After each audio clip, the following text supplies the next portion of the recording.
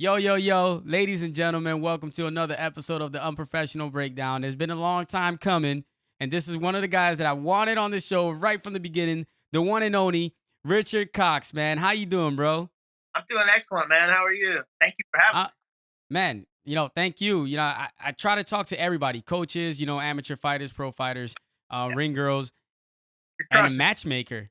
Matchmakers, man, a booker. Like I say, I like to call you a booker. I'm good, man. I had a sparring day today and at Dark Wolf MMA, and I'm feeling good. I'm feeling healthy, and hopefully Yeah, you can set up a match for me in July. But cool. Got the it.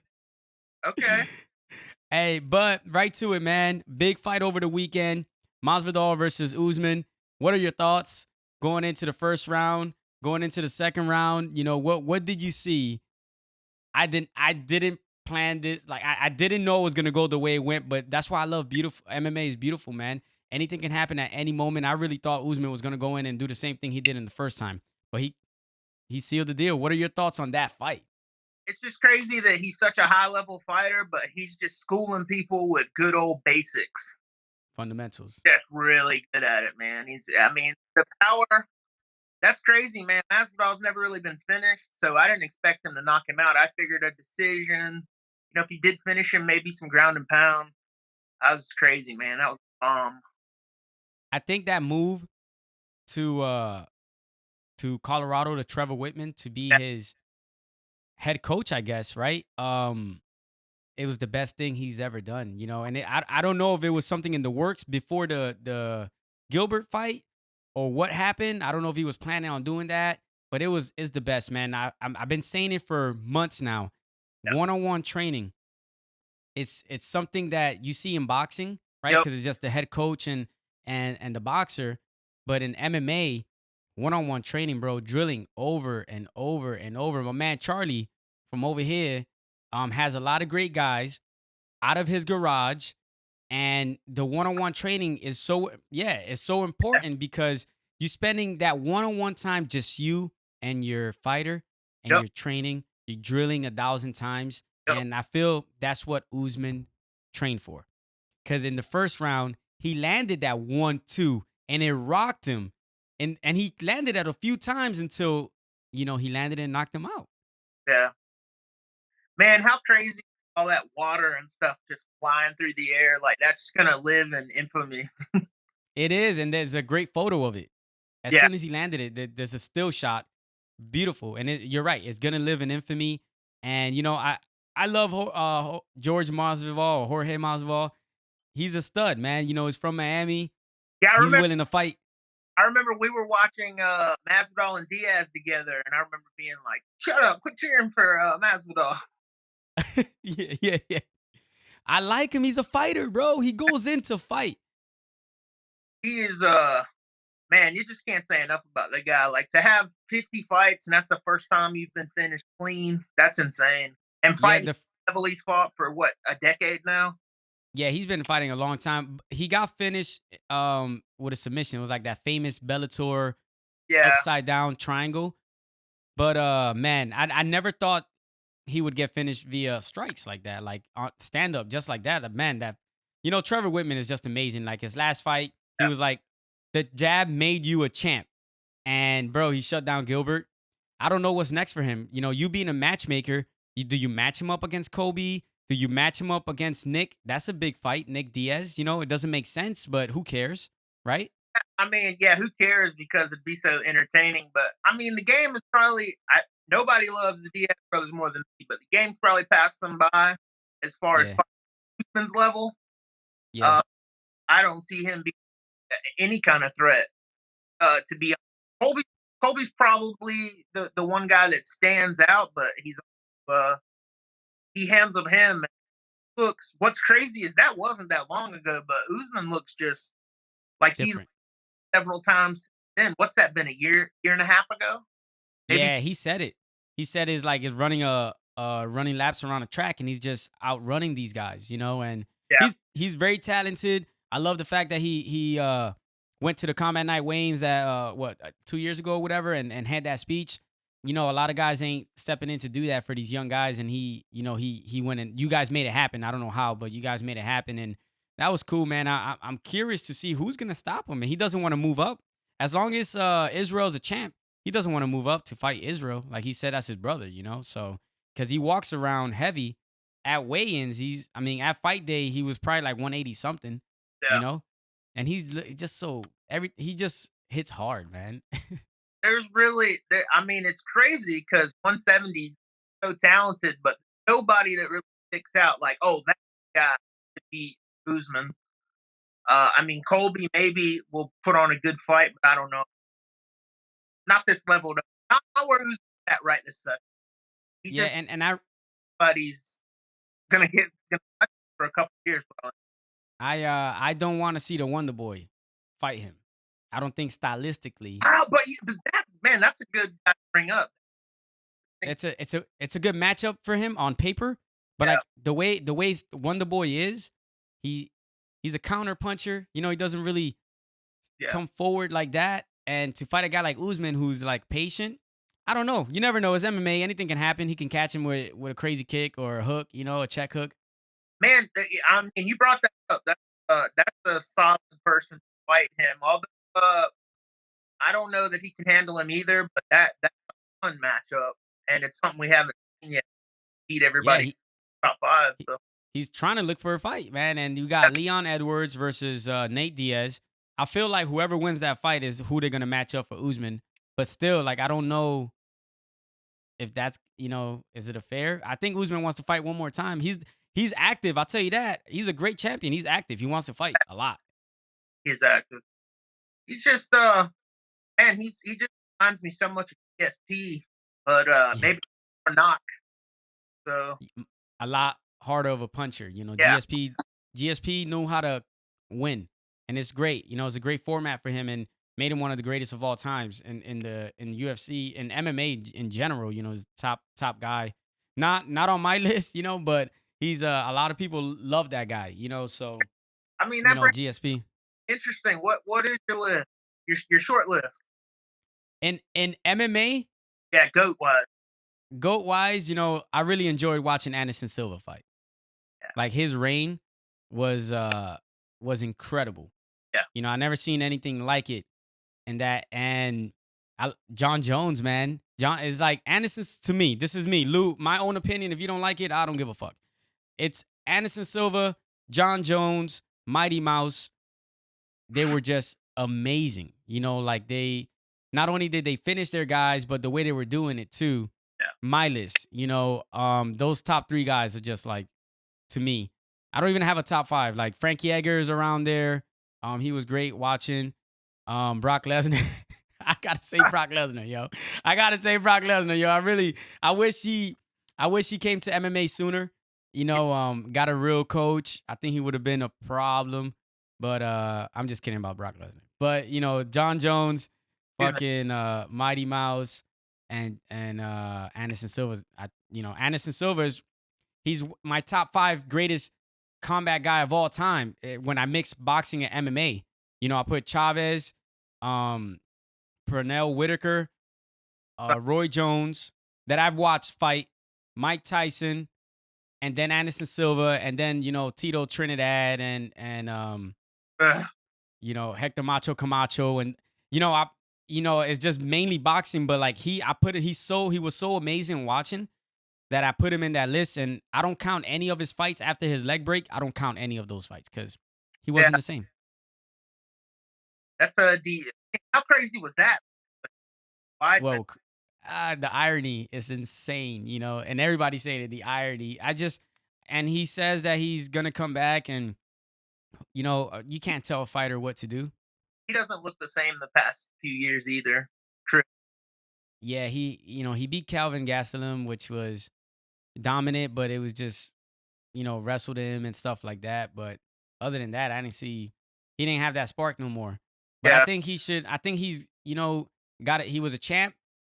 He made all the money that he can, and I don't think he should fight again. But who am I to tell a fighter when to fight and not to fight? But can't but tell. man, Rich, how you got into matchmaking, man? How did that start? Was it like forced on you, or did you like, yo, okay, I'll do the matchmaking?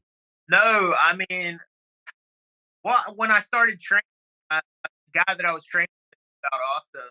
He was doing some small shows. Now, mind you, this was like 99 2, bro. Oh shit. And a couple of years after training, when I realized I didn't want to get, I didn't want to get the shit out of me money or for free. Yeah. But fuck, I love it in the world, you know. Uh-huh. Uh, I just kind of, my buddy had a few bucks, you know, and he was like, "Man, we should put one on," and we put one on, and like, no shit, it was like a rodeo place. It was a building that was the first building, and just kept doing them from there. I would come to the event, they like, and voters would hit me up to help build the records, and I mean, before I ever got, I had been doing for a decade. Oh wow. I Yeah, didn't know you were doing it for that long. Damn, that's awesome, man. yeah. I mean, I've known Josh. Josh, when I met him, he was 18. He had just started training Brian Orkin and Jesse, and we had been friends for years.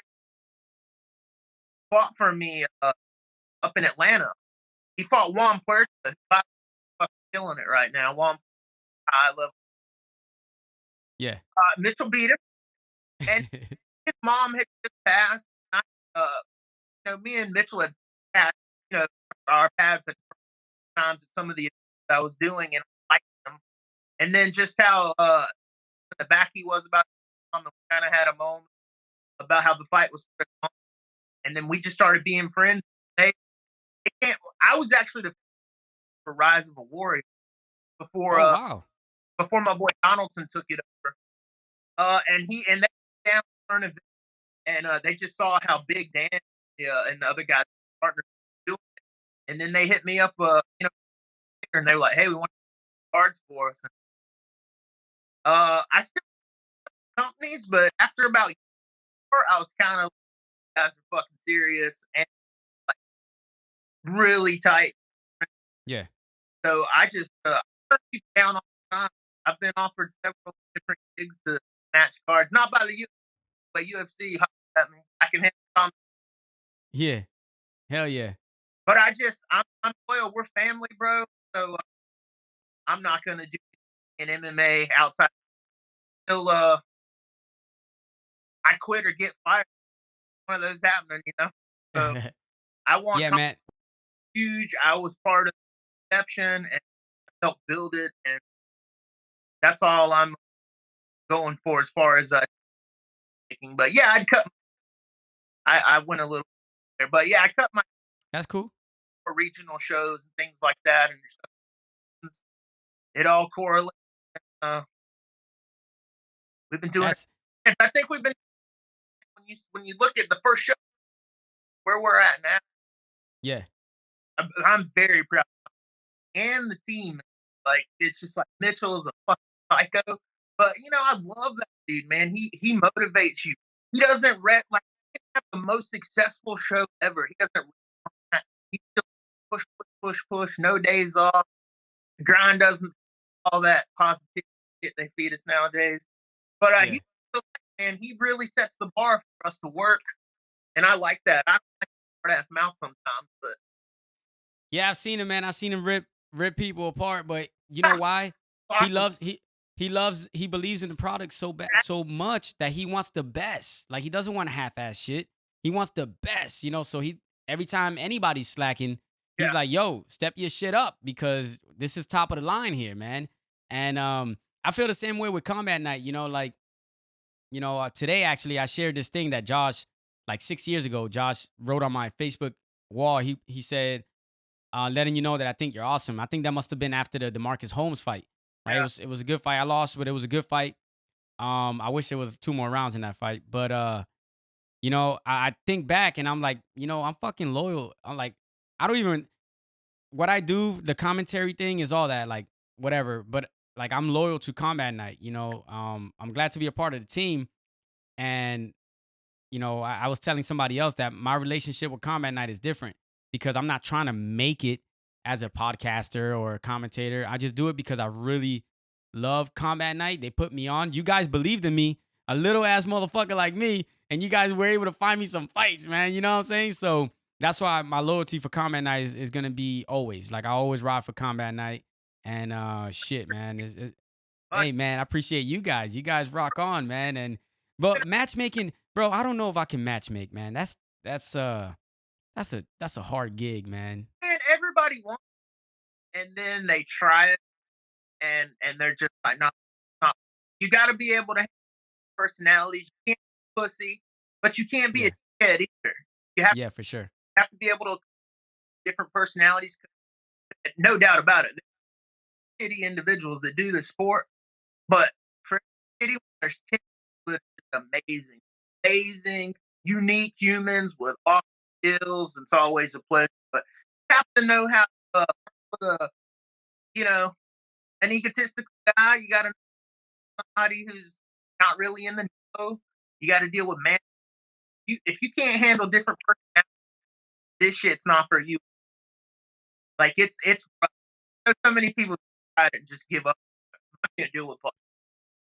Yeah. It's just It's that six. It's communicating with a couple dozen people daily, just constantly, and then you got your normal life. I think it gets overwhelming. It really trips me out. Some of these cats that do it pretty regular, but what they call regular, they it's 4 of it, and they're, man, it's just so fucking hard. They only have like 10 fights, and it's like times I'm busting 15 or 20 a year, about 5 at the same time. You have to be yeah. on it. So when I like go like Mitchell, like the bitch, I'm just damn. Do you understand how I have to talk? But we always get it. And I'm proud of all of you guys that fought for us, man. It's cool seeing y'all evolve with you. You're not trying to be a champ, but you want to be involved. You're passionate about that sports and doing this. I love seeing. Yeah, man.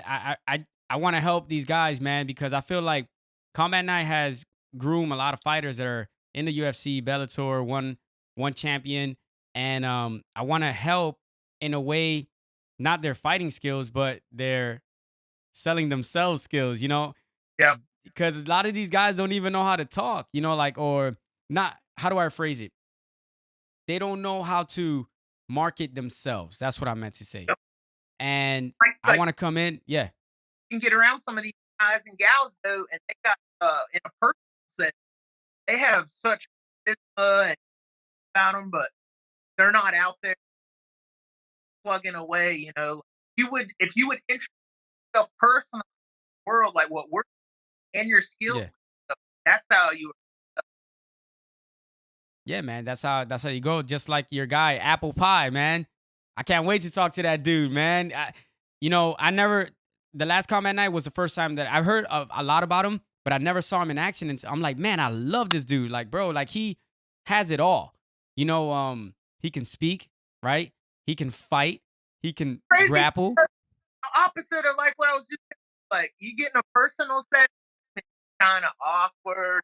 Yeah, But when he gets on the microphone, interviews like all that personality and up with fighting because he's a fat guy.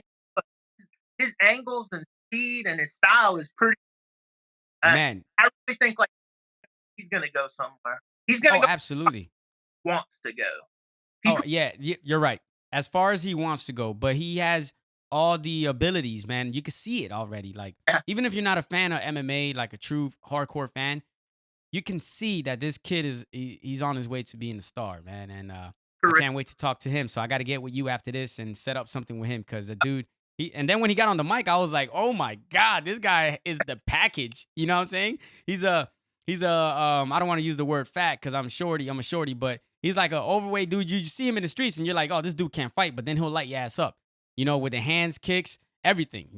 Rest. You want to wrestle? Okay, he'll grapple your ass too. You know what I mean? But he's a special kid. He really is. I probably walked to the cage with that guy about a dozen total, and never once between weigh-ins and walking to the ring, always hear somebody talking shit. This guy's gonna get killed. This fat guy, or look at his titties, and it's just inside. I'm just like burning up. I'm like, wait till the ref says fucker Go. because Yeah. I'm going out the window.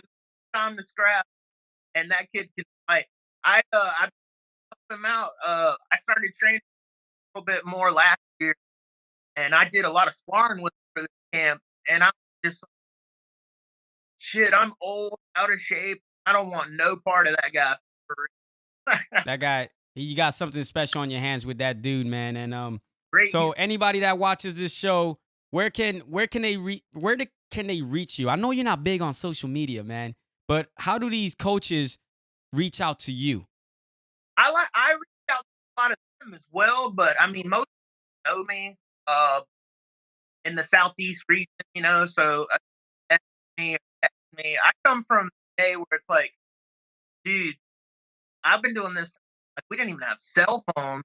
I used to have to look up you have to look up a school and Wow. call them on a hard line, get their email. We used to use like the underground a lot back, the forums on martialarts.com. Yeah. So I built a reputation like that because of that, and I get yelled at.